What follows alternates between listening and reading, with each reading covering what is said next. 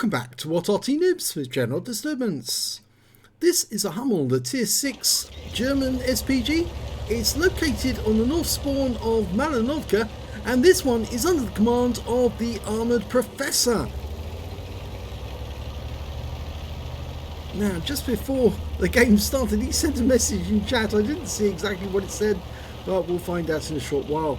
Okay, he's moving off to a firing position.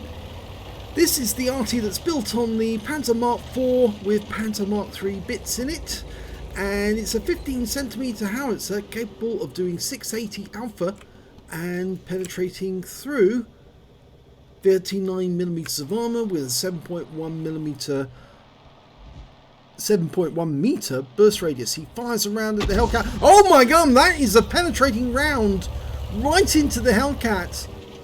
775, that's much more than the Alpha, so it's a high roll, and the Super Hellcat's been completely wiped out. The round must have gone right through the cockpit, right through the floor of the turret, and, well, left him on virtually no hit points at all. So, he didn't get the kill, but he certainly picked up a lot of hit points. He's going off to the T-3485M, who takes a hit for 242.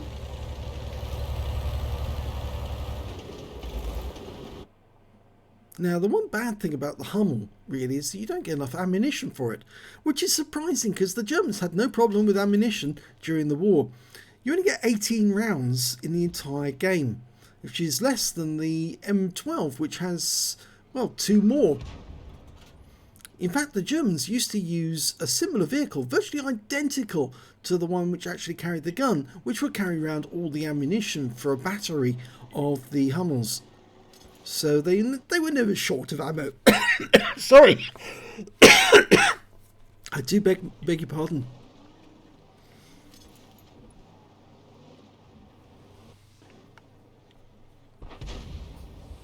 Lined up. And that was a really good shot there for 285. I do apologise. I was frogging the throat there. The Peter's got fairly thin armour for a Tier 7 medium. This is a Tier 7 game, so he's lower tier, which means he can earn extra XP for all the work he does. Lining up another shot on the Peter. Raz out. This looks good.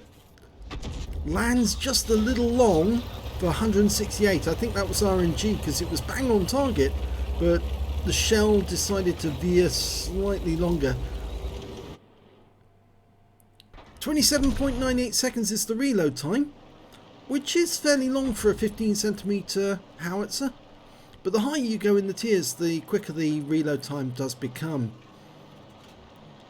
Lined up on the KV-85, on the engine deck, rounds out. Oh, direct one on that one, 298 direct hit.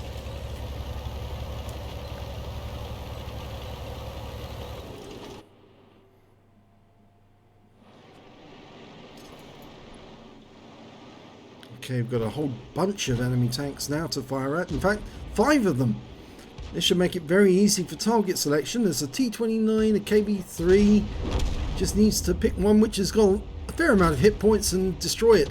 Oh, and the shell went long again, and this time round he missed all of the tanks altogether. He was aiming for the T-29.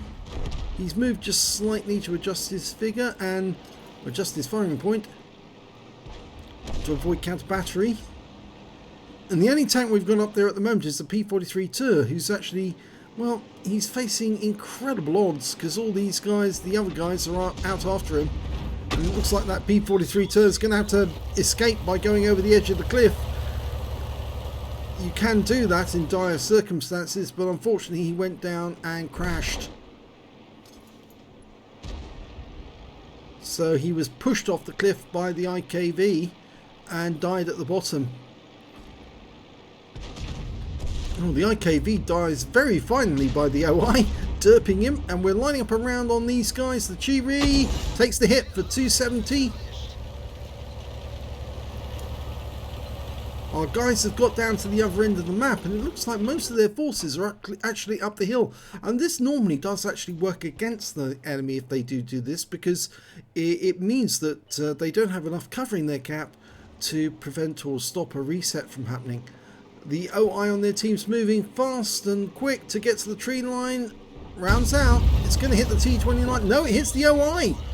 He got a hit on the OI. 250, 195 from the actual hit, and then he's picked up loads of stun assist afterwards. The OI was wiped out. The T29's been wiped out. And that means now that the enemy is down by 2 tanks. The Chiri's come up to the bushes. Looks like he came up by the ramp.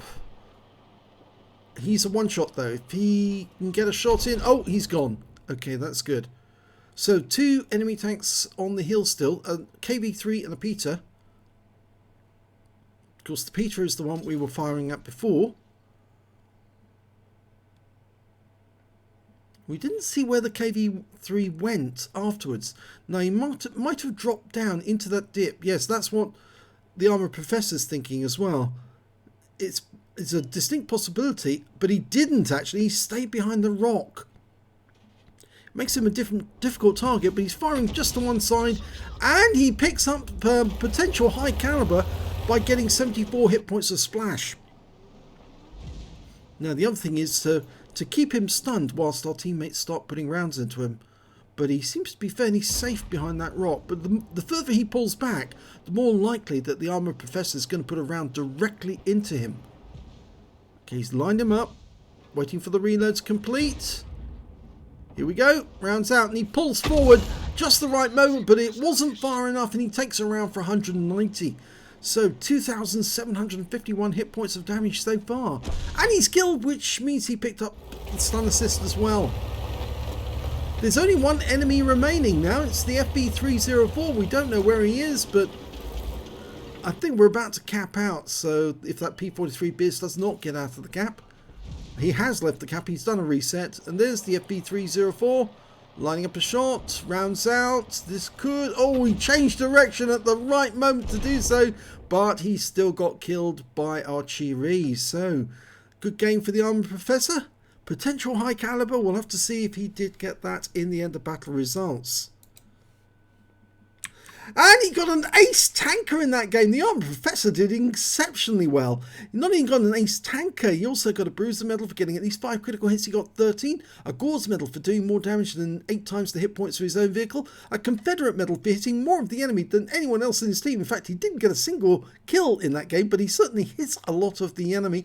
And he also got the high caliber for dealing the most damage in the game overall. So a very good game for him. Let's have a look at team score and see exactly how well. 2,751 hit points of damage. The challenger on his team managed 2,522, but was beaten to the high caliber. And the next high score after that was the T25 AT on their team with 1,448. When it came to kills, he didn't get any, I'm afraid, but the T25 AT challenger both managed to get 3 kills, and then there's 3 tanks who managed to get 2 kills apiece. And when it came to base XP, it was the Armored Professor again. He got 1,253 base from that one, the only player to get over 1,000 base, and that's mostly because he did get a lot of stun assist in that game. 998 to the Challenger, 744 to the P43 Biz. He fired 12 rounds, got 8 direct hits and 1 penetration. That has to be the Super Hellcat right at the start of the... Yes, it is, yes. He penetrated the vehicle for 775 hit points. The shell went right through the vehicle. In fact, that's why he calls it depleted uranium shell tarball. Yes, he actually hit him so hard, the shell penetrated right through and did a max roll damage. In fact, a very high roll damage indeed, because as I said, 680 is normally what you get, and he actually ended up with 775. 13 splashes as well. Damage of 2,751 hit points, all of it at more than 300 meters. Damage 7 to the enemy, but didn't get any kills. But he did get 1,447 hit points of stun assist of 14 stuns. On a premium count, he earned 45,889 credits, got 50,000 credits from personal missions payout, and after ammunition resupply, he ended up with 105,394 credits for the game. 1,253 XP times 5 on this occasion took away 9,400 experience points altogether. So a particularly good game there for the Armored Professor in his Hummel. If you enjoyed that replay, please give this video a like and do subscribe to our channel. We've got more replays from the Armoured Professor coming up very shortly, so if you are a fan, and I know there are a lot of fans, I think it's the Armoured Professor is part of a clan, and I think his clan is, yes, it's PAK, PAK. So yes, I'm sure that they'll be pleased to see some more of his replays very shortly. Thanks for watching.